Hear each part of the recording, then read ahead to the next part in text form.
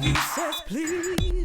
If you want success in life, then don't hinder me. You are a CEO. You are a CEO. No. You are a CEO.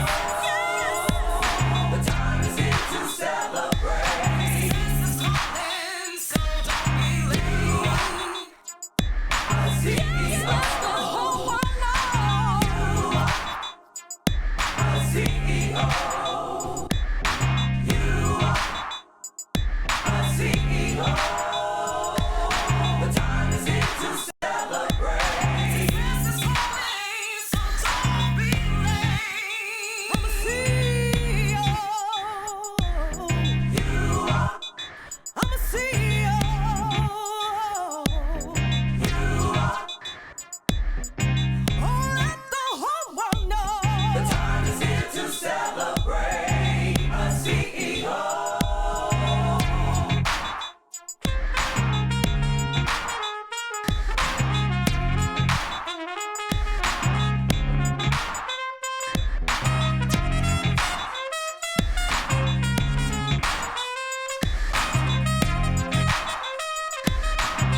I'm a CEO. I'm a CEO.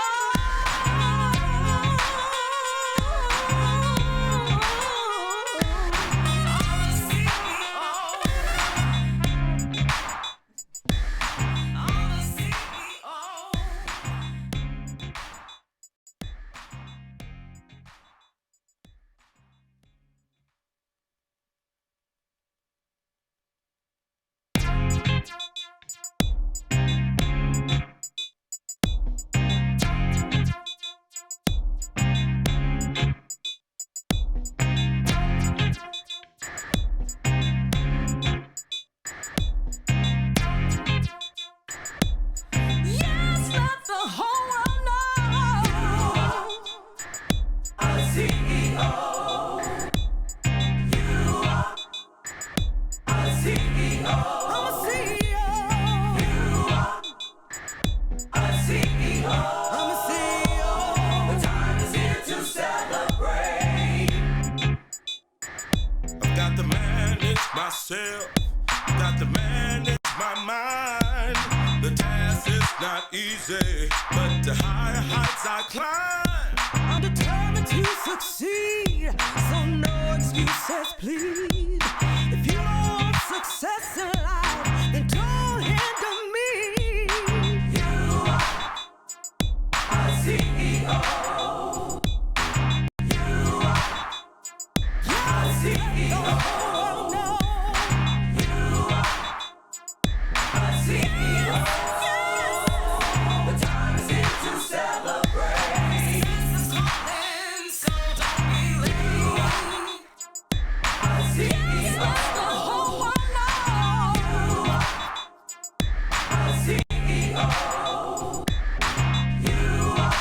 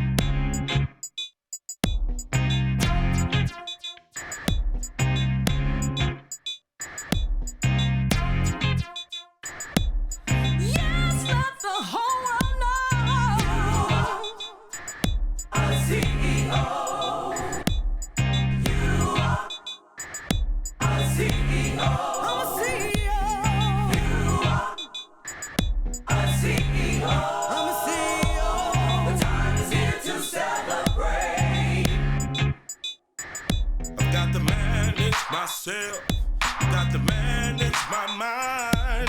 The task is not easy, but the higher heights I climb. I'm determined to succeed, so no excuses, please. If you want success in life, then don't hinder me. You are a CEO.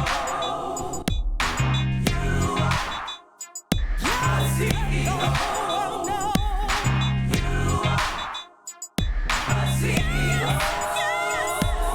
The time is here to celebrate. Success is calling, so don't be late. A CEO. Let the whole world know. You are a CEO. You are a CEO. The time is here to celebrate. Success is calling, so don't be late. I'm a CEO. You are. I'm a CEO. You are. Oh, let the whole world know. The time is here to celebrate a CEO.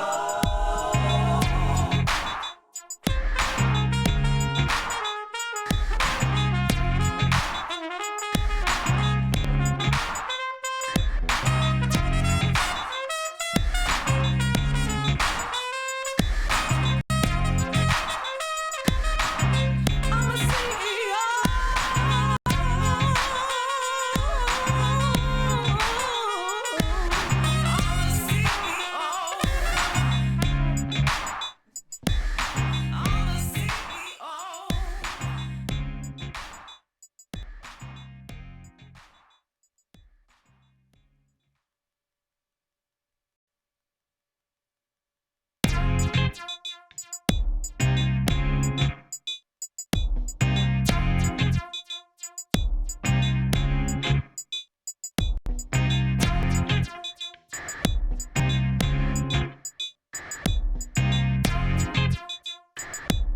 Yes, let the whole world know. A CEO. You are a CEO. I'm a CEO. You are a CEO. I'm a CEO. The time is here to celebrate. I've got to manage myself, got to manage my mind. The task is not easy, but the higher heights I climb. I'm determined to succeed, so no excuses, please. If you want success in life, then don't hinder me. You are a CEO. You are a CEO. No. You are a CEO. The time is here to celebrate. Success is calling, so don't be late. A CEO. Let the whole world know. You are a CEO. You are a CEO. The time is here to celebrate. Success is calling, so don't be late.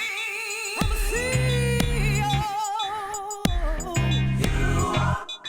I'm a CEO. You are. Oh, let the whole world know. The time is here to celebrate a CEO.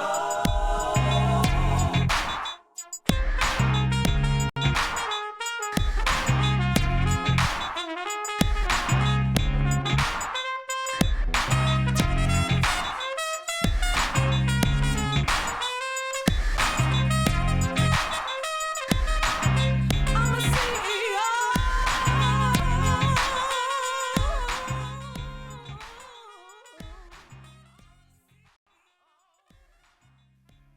I've got to manage myself, I've got to manage my mind. The task is not easy, but the higher heights I climb. I'm determined to succeed, So no excuses, please. If you don't want success in life, then don't hinder me.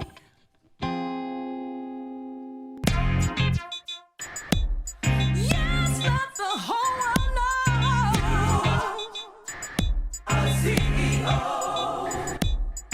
You are a CEO. I'm a CEO. You are a CEO. I'm a CEO. The time is here to celebrate. You are a CEO.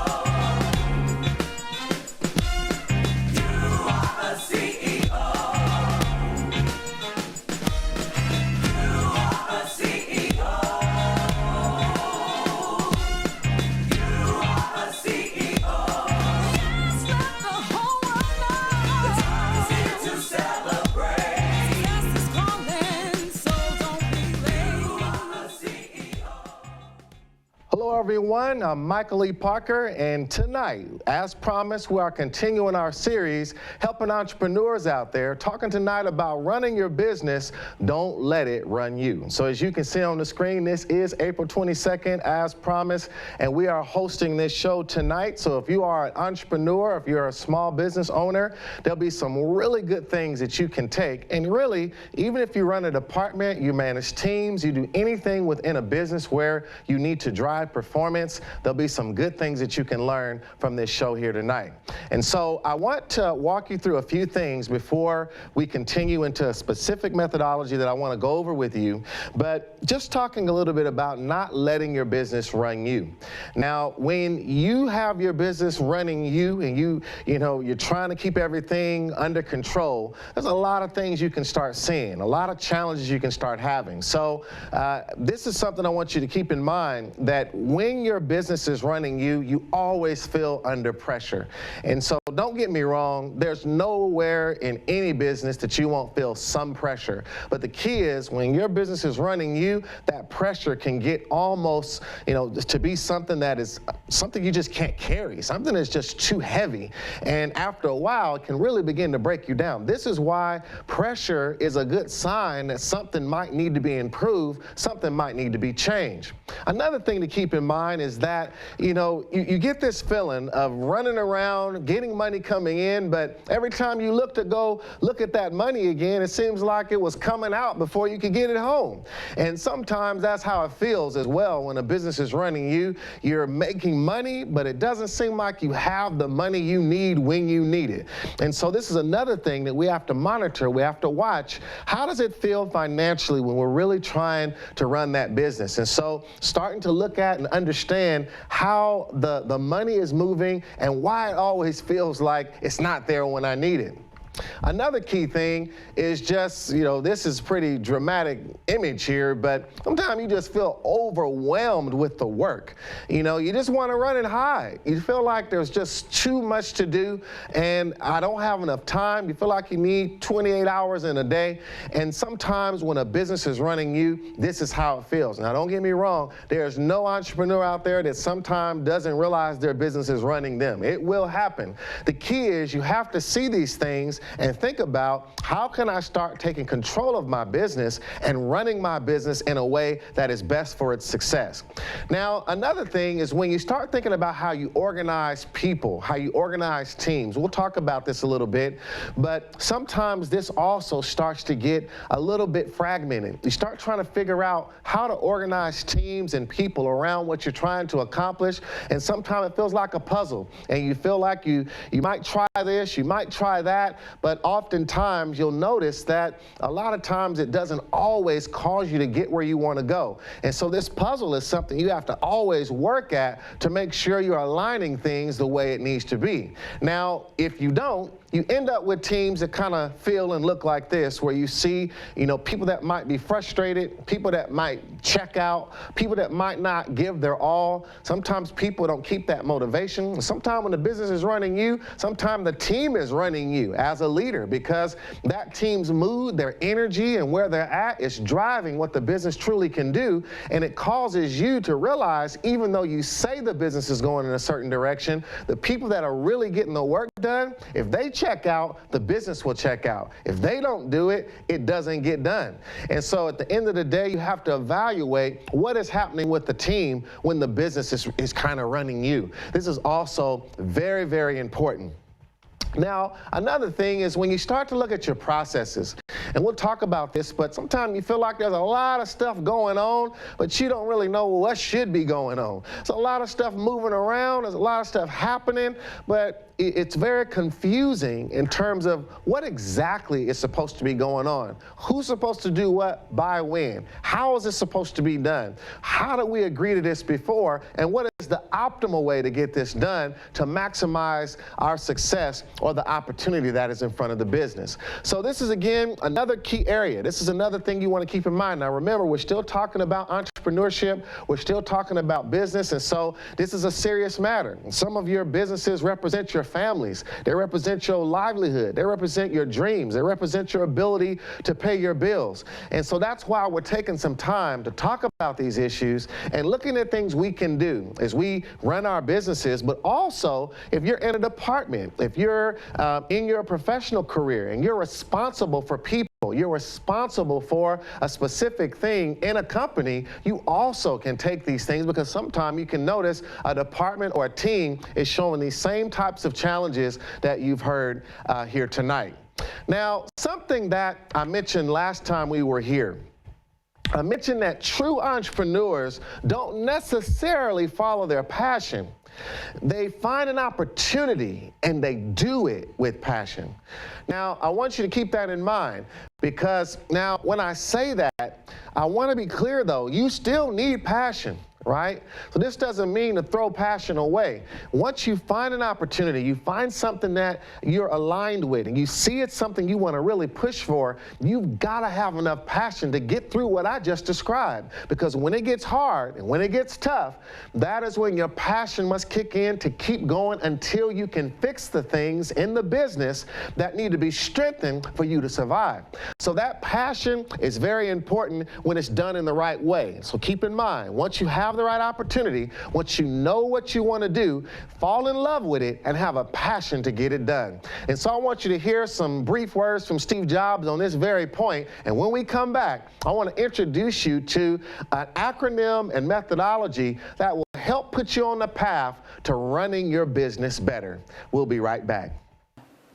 People say you have to have a lot of passion for what you're doing, and it's totally true. And the reason is because it's so hard that if you don't, any rational person would give up.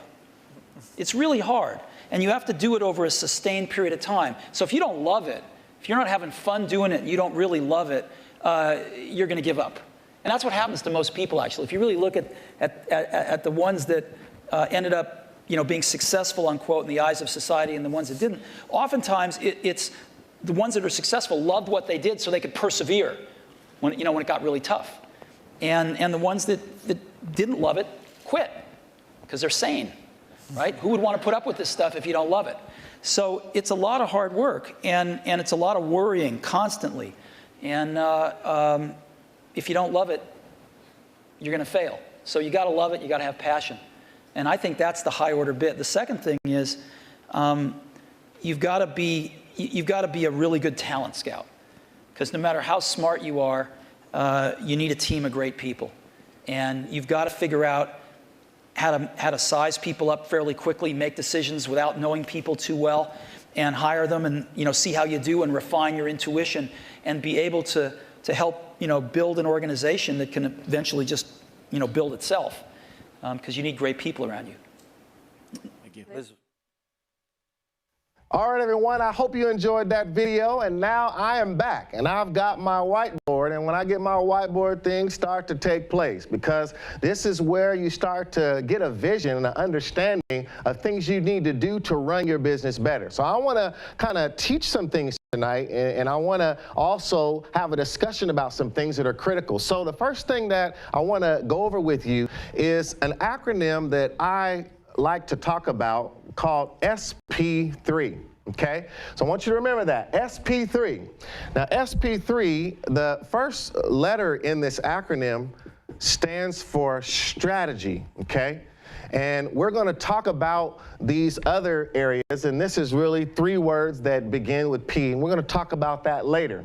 But I want to focus first on strategy. We have to understand strategy. If we're thinking about running our business, we've got to understand strategy. Strategy is critical.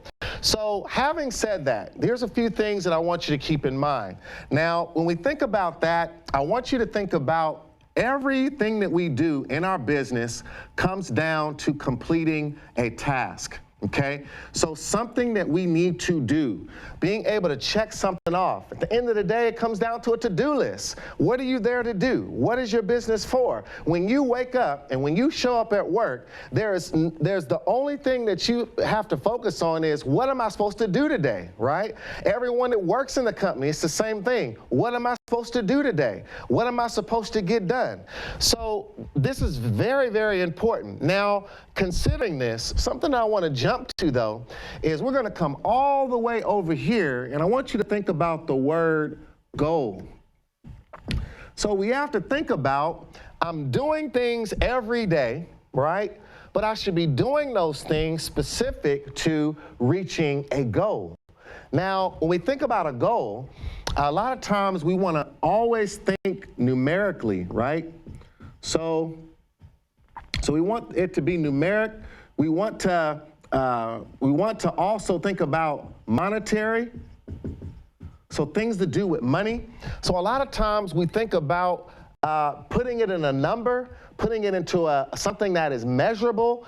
And again, if I have a goal, for example, to have $300,000 annual sales by the end of the year, this is an actionable goal that can be measured, and it is numeric and it is monetary, right? But I could also have goals that are not related to money. It could be related to growth. It could be related to size and where I want to take the business and growth in other ways. But I want you to keep this in mind. So there's got to be a goal, and because this goal exists, my business exists, because I'm existing to reach this goal. Now, every day I come to work and do things, I'm doing things in hope of reaching this goal. So what's in the middle of these two? What's in the middle of these two is what we talked about, which is strategy. Strategy is in between these two. Strategy helps me know to make sure the things that I'm doing are being done in a way with a strategy that will get me to my goal. So keep this in mind. Very, very important. Now, if I was trying to get, let's say, to a destination, let's say that destination is this kind of star here. And if I'm trying to get to that destination, and there's different routes I could take, right, to get there. That's a route. I can go another route, and I can get there that way. Here's another route, right? So if I start here, these all could represent different strategies, which is basically ways to the goal. So when we think about strategy, think about that a little bit, the way I can get to my goal.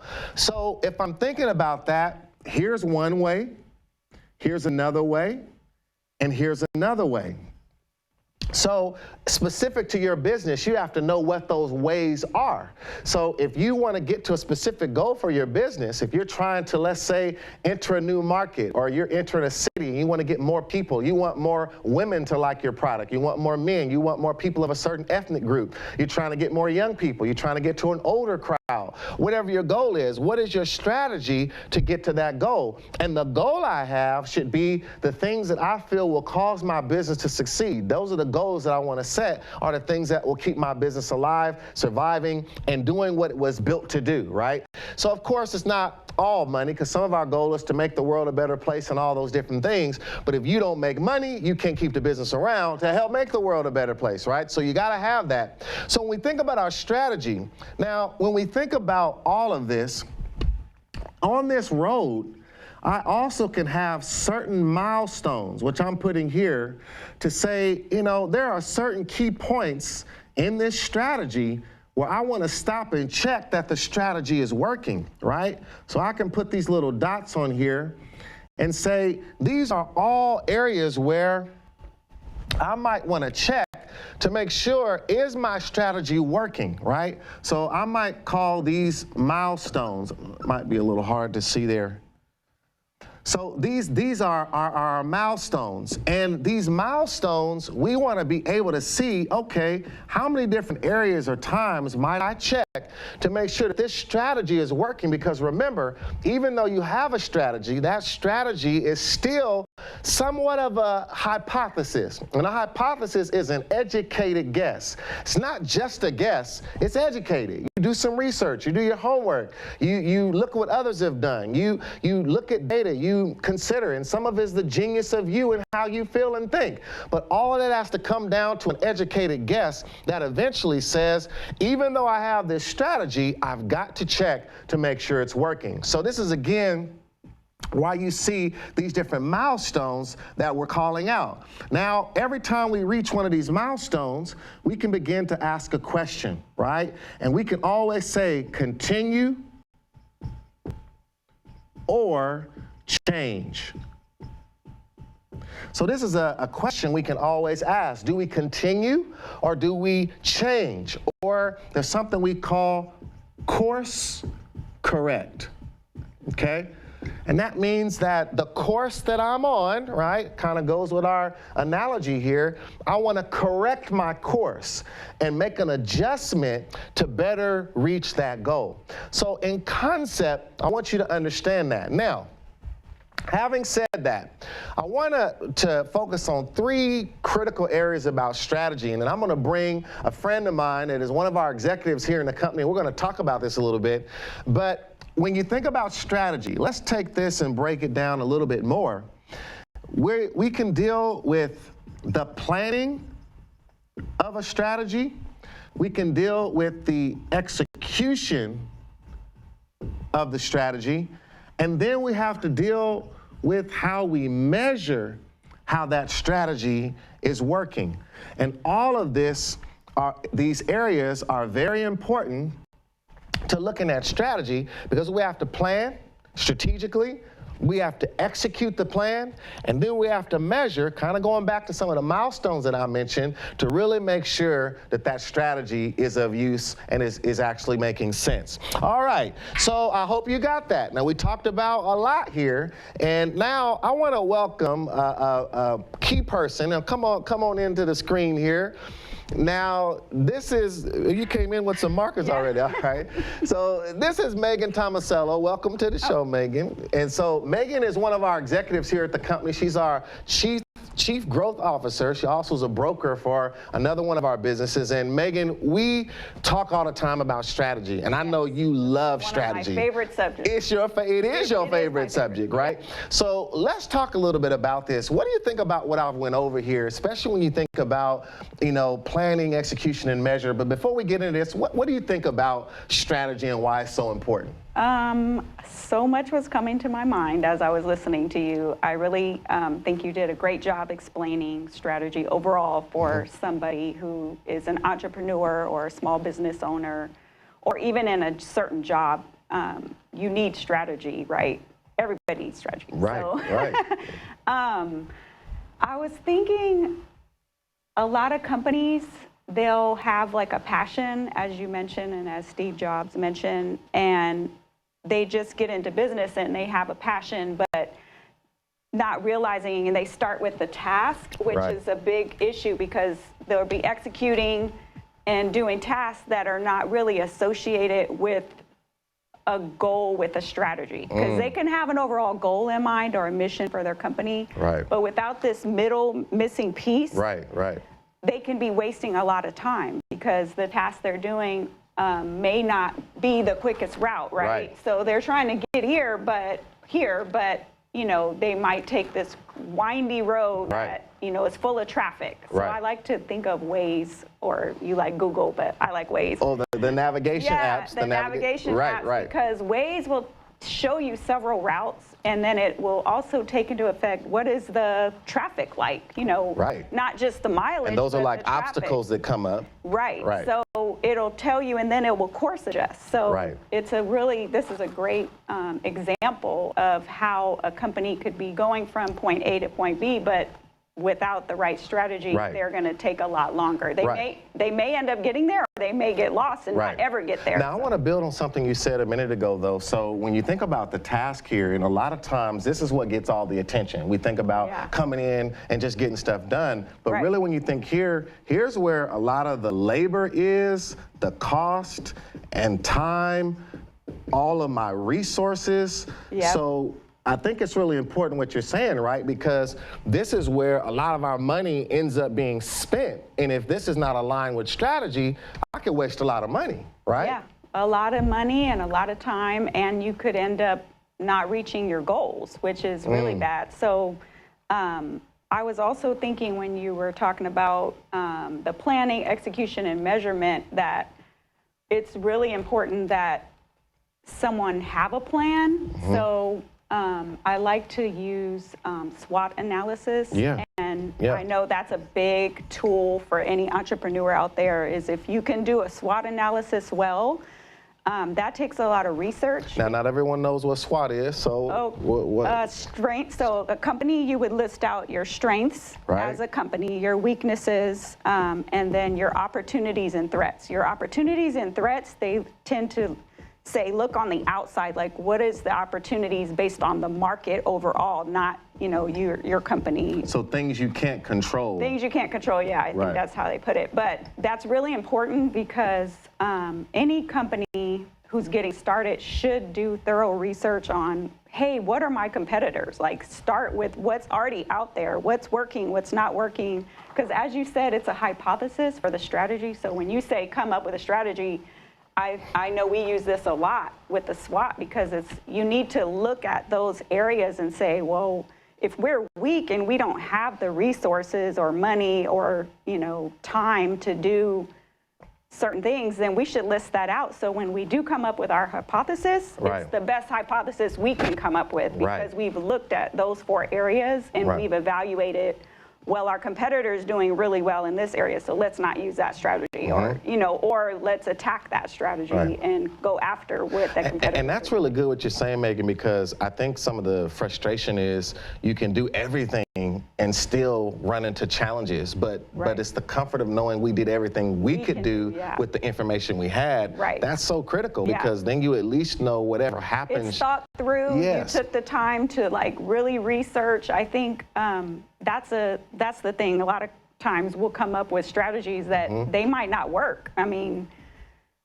companies start all the time and fail all the time, right? And they had a strategy, but it didn't work. So you can only do your very best at coming up with a strategy, but if you use at least a thoroughly thought through, researched method, Right. then your chances are better than just, off the top of your head, or, Right. you just come up with something you think will work, but it's not aligned with these areas. Because if you're not really researching your threats in the market and your opportunities, you're not going to come up with the best strategy. Right, and it's almost like saying if 2 people are trying to do something, you say this person gets time to prepare and think about it, this person has to do it now without thinking. Who has a better chance of coming up with a better product, right? Right. It's the person who had time to think about it, but Right. the business is the same way. So let's move to execution though. Now, let's say we do plan and we research. You brought us some really good things regarding that. Now, sometimes the challenge when we're starting to think about getting stuff done, I have my strategy and now I'm trying to execute it, but there's a temptation, sometime to get away from that strategy and not hold to it. Tell me a little bit about some of the challenges in the execution part once I have done the plan. I was thinking about that because one of the biggest issues I've seen is when you have a company or multiple people working towards this goal. You come up with a plan, but along the way, team member B doesn't quite understand the strategy. They're not communicated to in an efficient manner about what is our goal and strategy consistently. And every time we do a pivot, well, you said milestone. Yeah, yeah, that's good. Every time you do a pivot, which is a change in strategy, you really have to effectively communicate that to your organization and especially your leaders, so that they can make sure each team member's tasks are aligned as they're executing each day to the strategy and the goals. Because if you're measuring, but everybody's tasks weren't even aligned, then it's not going to make sense because you're not really effectively measuring did the strategy work or not, because it was not aligned to the strategy. Right. Now, and what you're bringing up here, so when I'm executing, so hopefully you all can see this out there, we've got to have clarity and we've got to have really good communication. Yes. So to your point, people need to be clear about what we're executing, even though we have the plan up front. If when we start executing, people lose sight of what's happening and communication is not being given along the way, then you're saying that then it becomes disjointed and can break down the strategy from working again that way. Yes, exactly. Right. So let's talk more about measure. So we got a little bit more time left. So let's talk about measure, because measure is really critical. And sometimes when we think about measure and we're looking at how things move and grow, and are we moving past a trend or whatever, but how important is it to measure and have some way, I got my strategy, we're executing, but it's like, driving without you're blind. mile indicators of if I'm making progress or not. So talk about measure a little bit. Or you just blind, or you can't see the map, or you can't see the road, things like that. Stability to see. Yeah, because you can come up with a great strategy, your tasks are aligned, and you all are working every day towards that. And team members are, spending their time every day on these tasks that are supposed to be aligned with the strategy. When we get to this next point, if we don't know, we don't have a measurement tool of where we should be, then we're just going to go all the way, and then we find out an hour down the road, when people used to use maps versus like the tools we have now, oh my God, this company's closed or it's moved. And I like now they even tell you like, hey, did you know this company's closing at 10 p.m.? You're 20 minutes away. So it's like you wasted all that time. But anyway, I think measurement is one of the hardest things to make sure companies really do efficiently and effectively, because it can take all day crazy numbers, your analysis paralysis, or you cannot measure at all. So there's those two extremes that can really cause you problems. If you don't measure at all, that's the worst. But if your analysis paralysis, that can also be a problem, because you're wasting, as you mentioned there, labor, time, resources, and it's not effective. Then you have all these data points that you can't make sense of, and you can't even come up with an effective pivot because you don't know really how did we do so far on this strategy. Is it winning or is it losing? You got too much data or no data. So it's like playing a sport without a scoreboard, And so we, again, when we look at this measure, we almost have to come all the way back to planning and say, when we were planning, we were already thinking about what is it that we need to measure before we even start, So if I'm going somewhere and we're going to measure in miles, and we're going to measure in kilometers, whatever, but it's the same thing with our business. Is sales, is it hits to a website, is it users on a software, is it people who buy a particular product? When we determine what we're going to use as our measurement of success, then again, when we finally do get here, to Megan's point, we can see our progress, and really, Megan, it can determine if we need to pivot or not. So very, very important. So before we close, we just got a few seconds here left. Give me just a final thought to the people out there who are saying, how do I get started with strategy? Because I don't know where to start. I've got a, I run a particular business. I'm just getting going. I don't have a lot of people, or I do have more, or I'm running a department. What's the first thing they should do in thinking about this word strategy if they want to get started? So they need a strategy to come up with their strategy. Okay. So I would start with your goals, and that can be, people use mission, goals, like what are you trying to accomplish, and really make that clear. I like how you said numeric, monetary, like kind of break them down and make sure they're not just vague, goals. But I would start here, then I would do a SWOT and really take the time to research your competitors, what opportunities are in the market that you're in, what are your strengths as a company, what are your weaknesses, and then from there, I would say, okay, if this is our goal, and taking all these details that you're gonna map out, that can help you see little areas that a strategy might help, what strategy might help you reach those goals based on this. Because if you have 2 employees and you come up with a strategy that's like, needs 20 people, or you have $200, but you need $2 million to execute this strategy, that's where you have to align your resources, your money, everything aligning with what strategy you come up with. And sometimes that's not done properly, and then you're going after a strategy, you can't even execute it because you don't have. And that's perfect. That is a perfect closing remark because, again, the strategy has to consider your resources and what you really have. So sometimes my strategy, that's why you need the strategic discussion, because I could take this route if I had $1 million, but I could take this route if I have $10,000, and I can still get to the goal. So that's why you need a strategy. And also, Megan is introducing, you start from your goal and you work backwards to your strategy, then to the things you need to do. And somewhere even between tasks and strategy is something we could call projects, which is projects have a bunch of tasks that we need to do in an organized way to get our strategies done. So this is very, very important. So I hope you enjoyed this discussion. Megan, it was great having you in this segment. We got to do this again, but I want you all to really take note of this next video. This next video is about business models, and you're going to show you some examples of companies who use strategy and business model type thinking to actually make dramatic changes to their business. So really take some notes and listen in on this video. You can learn a lot from it. And when we come back, we're going to get to the P3 of SP3. We'll be right back. Why is Amazon such a successful company? How come Tinder disrupted the overcrowded online dating market? And how did Spotify manage to make people pay for music again? Well, let me give you some quick answers here in the promo video, so you understand what this course is all about.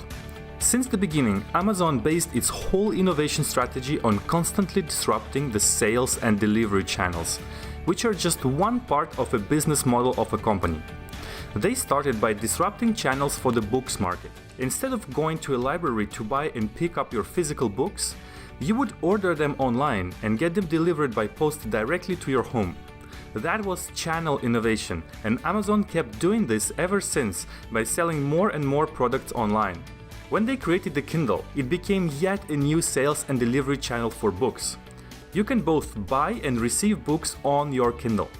And now Amazon is experimenting with drone delivery, which is yet another delivery channel, and they also introduced the Echo device with Alexa and the Dash buttons, which are both new sales channels. So instead of going on Amazon.com to order something, you can now tell Alexa to do it or press your Dash button. So both these devices are innovative sales channels. As you can see, Amazon is mainly innovating in one single area of the business model, which is the sales and delivery channels. Spotify is doing the same, but in another area of the business model, which is the revenue models. If we go back to the CD era, you needed to pay a big sum of money for a whole album, even if you only liked a few songs on it. Then Apple came with iTunes and disrupted this market by allowing people to pay for each song individually. That was the first massive revenue model innovation in the music industry. But illegal downloading was still a big problem and music revenues were going down. Eventually, Spotify came and proposed a streaming model where you could listen to music for free but with advertising, and the ad revenue was distributed among artists. So this was once again a revenue model innovation for the music industry. More and more people downloaded the app, but still, it didn't make enough money for the artists. That's why Spotify later introduced a paid version of its app, without advertising and with better features. So the whole revenue model became what we call a freemium one. That's when you have both free and paying users, and Spotify managed to reach a stunning 25% conversion rate. It seems that finally, the music industry has reached the right pricing and revenue model. So the success of Spotify is largely based on its disruptive revenue model in the music industry. And once again, this is just one block of their business model. And finally, Tinder dramatically disrupted the overcrowded online dating industry by innovating on design. Yes, just the design of their app and service. Instead of filling a complex form on an online dating website about your body measurements, eye color, income, interests, etc. to be somehow matched with a person that corresponds to you, Tinder went all the way back to the roots, which is the looks of a person. Look at the picture. Do you feel attracted to the person you see? Yes, no, then swipe right or swipe left. Super easy. And as long as the other person didn't swipe back at you, you can't contact them. So girls can't be harassed anymore and don't need to filter through dozens of guys writing them. And so they are more willing to use the service. All of this is design innovation. Both the visual design of the app, but also the design of the service, how it works compared to the competitors. And design fits right here in the value proposition block of the business model. Another company which is successful thanks to design mainly is Uber, but I'll stop here for now. There are many other areas of the business model where companies innovate. Some become successful by innovating on their target customer, others by disrupting the customer relationships and their marketing strategies. Yet others do it by optimizing their processes and costs and become much more efficient than most of their competitors. Hello everyone, Michael E. Parker. I hope you enjoyed that video and again, seeing how strategy can really transform a business. We're going to continue now in our discussion about SP3. We talked about strategy and now I want to talk about 3 words that begin with P, and when you put this all together, it'll really help you to run your business in a more effective way. Now, the first P that we want to talk about is process, okay? So process is extremely important. When we think about anything to do with any business is a process. Waking up in the morning is a process. Getting to work every day is a process. There's nothing you can think of that doesn't have a series of steps to get it done. And so processes are important. A business is a house of processes, right? So you have to think about that. And if you want to run your business a certain way, you have to think about what is the process of the business and how many processes does the business have. So when we think about a process, a lot of times we think about, we can, say that there's, a particular thing that we need to do. Let's just say this is step A within the process, and I can begin to map this process out and begin to understand exactly what I need to do.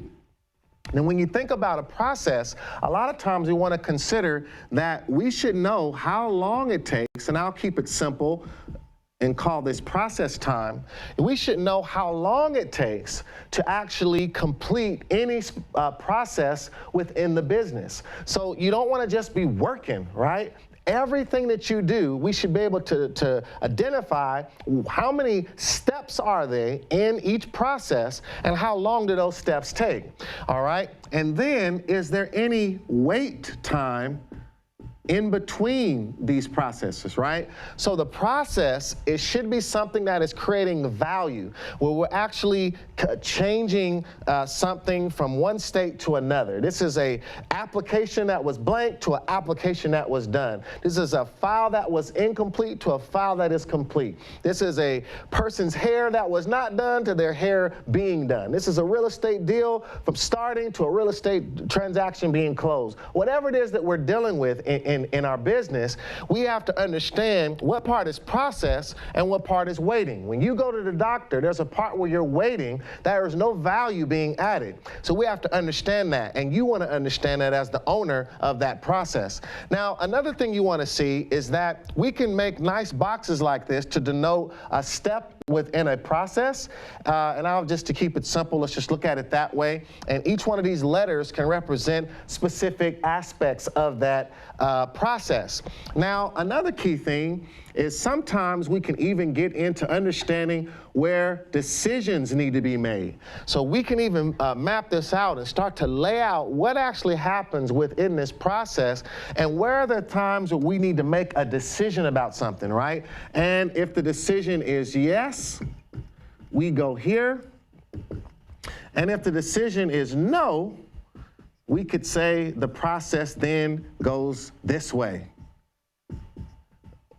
Now, this is very important because I can begin to understand what is going on with this specific process. What is it that I need to do? What is taking long? What is quick? What is, where are there possible delays? So what I'm looking for here is how to create flow, how to create standards, And also, I want to look for what is called redundancies, right?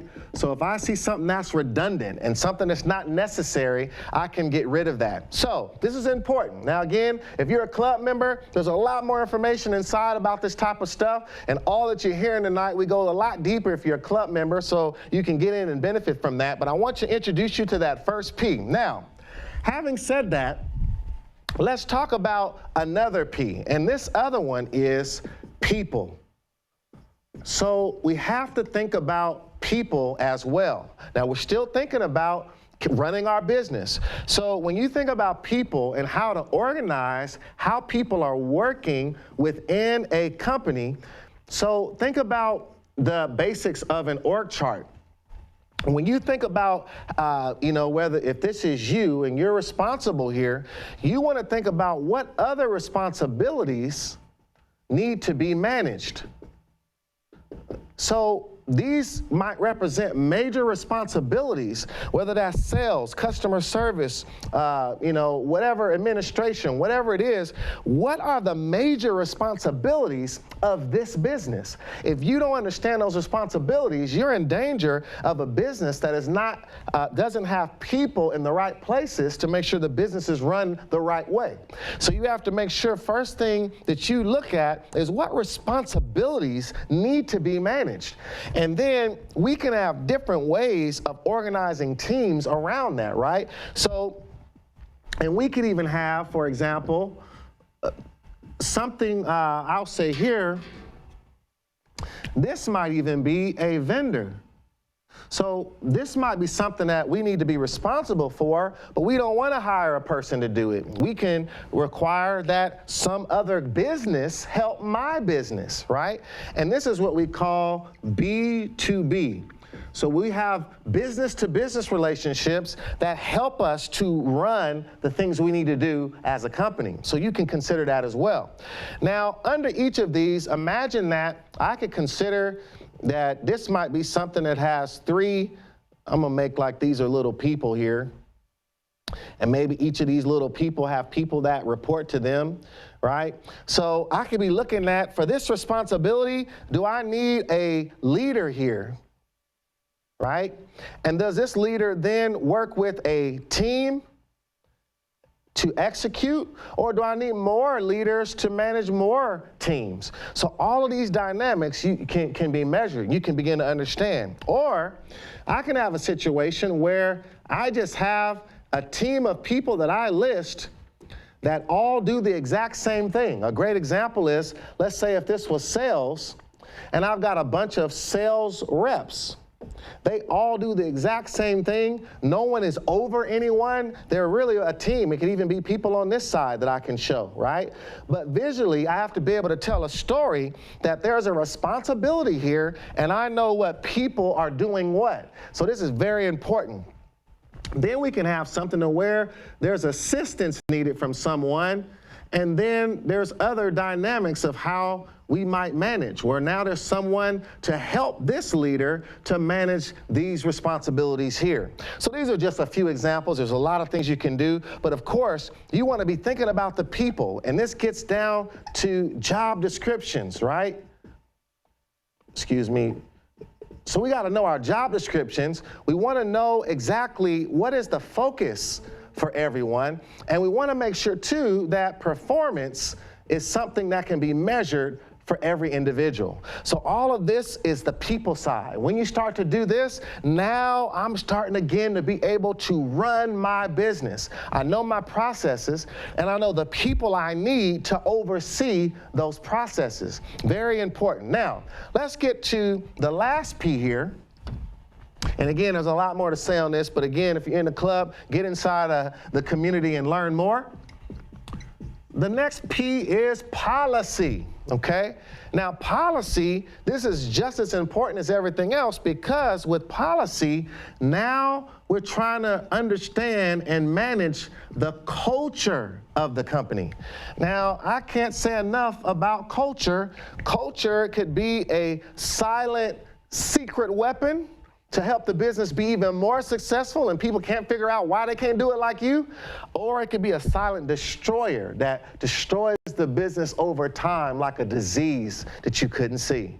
So culture has to be controlled, and if you don't control it, it'll develop itself. So you have to take control of it when we talk about running our business. So I always, when I talk about culture, I talk about three things. What is allowed? What happens consistently? So I'll say consistency here. And then what is celebrated? These three things are important, and the way that you can deal with these areas is through the policies of the business. So what do we mean by policies? What is allowed? Okay, so I have to ask, do we have a policy about attendance? Right? What's our policy about dress? All of that's going to help to create culture. It creates an environment in the business. You need to think about, if I'm running my business, I have to say something about this, or, someone will dictate it for me. Consistency. You have to think about, are there some things that happen every Friday? I'm just using that as an example. So if every Friday is fun day, right? There's something that's doing for your culture, because maybe it's causing the culture to be more relaxed. Maybe it helps to build a team environment. Is there a staff meeting that's every Tuesday? Is there something you do in a consistent way to make sure that that business has a heartbeat? So you want your business to be alive, you got to give it a heartbeat. And that's where consistency is important. Celebration. So how often do we make people feel special, right? And what do we make them feel special for? What do we award in the business? Do we help people? Do we acknowledge hard work, but do we also acknowledge smart work? Right? So if you only acknowledge hard work, you get a lot of people who work hard, but maybe not working smart. So we have to think about, what are we going to celebrate? And this gets down to our policies, things that are written down, things that we say, this is our stance, this is our approach, this is how we do it. And this is something I would put in a nice document and map those policies out. This has to do with, leave time. This has to do with how you deal with sickness, how you deal with people when they do wrong, what is the repercussions if I do something wrong? What if someone disobeys a process or doesn't follow a standard? What are you going to do? There has to be policies about that are managed in a certain way, so that now you are running the business and you are dictating how that business is functioning. So I hope you have seen that now we've got three areas or words that begin with P here. And we're talking about SP3. This is something specific to us here at CEO. Have your strategy in place. Understand your processes. Make sure you know how the people need to be organized to run the business, and what policies do you need to put in place to control the culture of your organization. All right, so I hope you enjoyed this, and this is, again, the close of another segment for all of you entrepreneurs out there. I want to remind you that this is, again, more information. We can't do it all in a show like we do here tonight, but if you're not in our club, we want you to be in our club. Go to yourceo.com and make sure that you sign up to be a part of the movement, and we'd love for you to join the club. I also want to tell you about something you need to know about, which is Live, Learn, and Earn. You can do that at CEO. We live the life of being mentally fit, having good mind fitness. We learn every day new things about how we can defeat the 4 enemies of CEO: self-ignorance, fear, mediocrity, and insecurities. And so if you like learning about that, this is something you can do right here in CEO. And last but not least, you can even earn. We have our own tiered affiliate program. And so as you join the movement, find out more about all of this. Now, I want want to leave you with the topic for our next show, and I'm excited about this. We're going to have a career series.